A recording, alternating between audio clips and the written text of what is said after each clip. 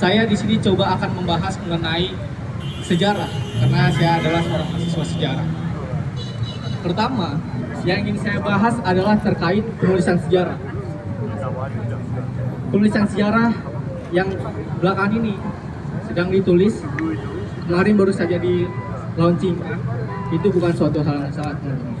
Jika memang ditulisnya bukan berdasarkan kepentingan, jika memang ditulisnya berdasarkan pada kebenaran, jika memang ditulisnya sesuai dengan kaidah.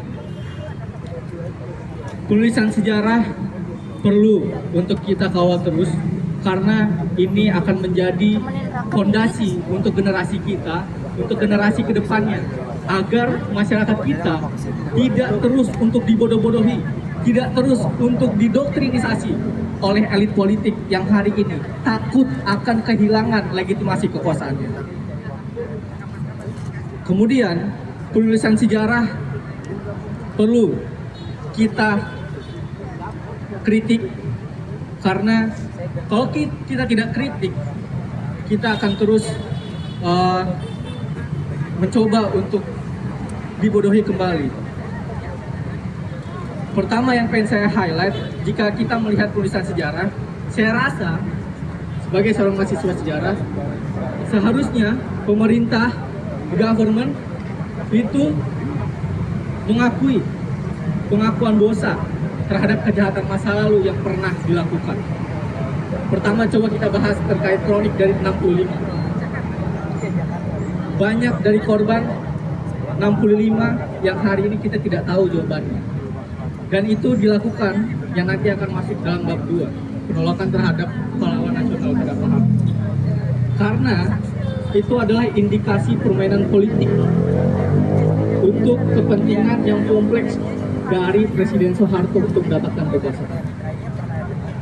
Oke, kita masuk penolakan terhadap pahlawan nasional. The biggest question untuk Pak Harto sebagai pahlawan adalah kenapa dia bisa diloloskan untuk menjadi seorang pahlawan nasional?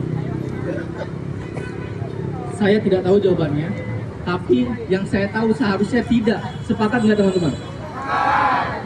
Kenapa harus kita tolak? Karena Pak Harto memiliki dosa yang begitu sangat banyak, yang dimana itu merugikan daripada negara ini. Bahkan aksi kamisan ini terdorong latar belakang dari adanya kejahatan yang dilakukan oleh Presiden Soeharto.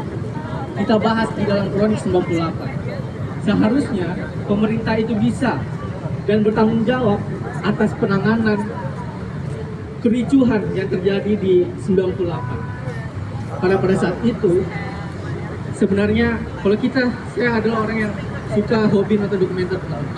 Salah satunya dokumenter ada di YouTube, itu mengatakan bahwasannya seharusnya ada aliran dana yang menangani ekonomi dalam Indonesia, tapi pada saat itu tikus-tikus pada saat itu mengambil keuntungan dan tidak memikirkan bagaimana jalannya dinamika Indonesia terhadap masyarakatnya. Terakhir teman-teman, tadi kuliah jalanan bahas sempat mention mengenai Indonesia Paradox. Indonesia Paradox itu ditulis sama presiden kita Prabowo Subianto di tahun 2017. Indonesia Paradox mengatakan bahwasannya ditulis oleh dirinya sendiri dan dia mengkhianati intelektualitasnya dalam menulis Indonesia Paradox. Karena pada hari ini semuanya keyword daripada Indonesia Paradox adalah kekayaan negara Republik Indonesia ini 99% itu dikuasai oleh 1% orang yang ada di Indonesia. Dan kita hari ini saya rasa tidak merasakan kekayaannya 99% tersebut. Yang merasakannya 1% adalah elit dan oligarki. Sekian saya rasa teman-teman, tapi saya ingin kasih pesan terakhir. Betapa pentingnya kita belajar sejarah,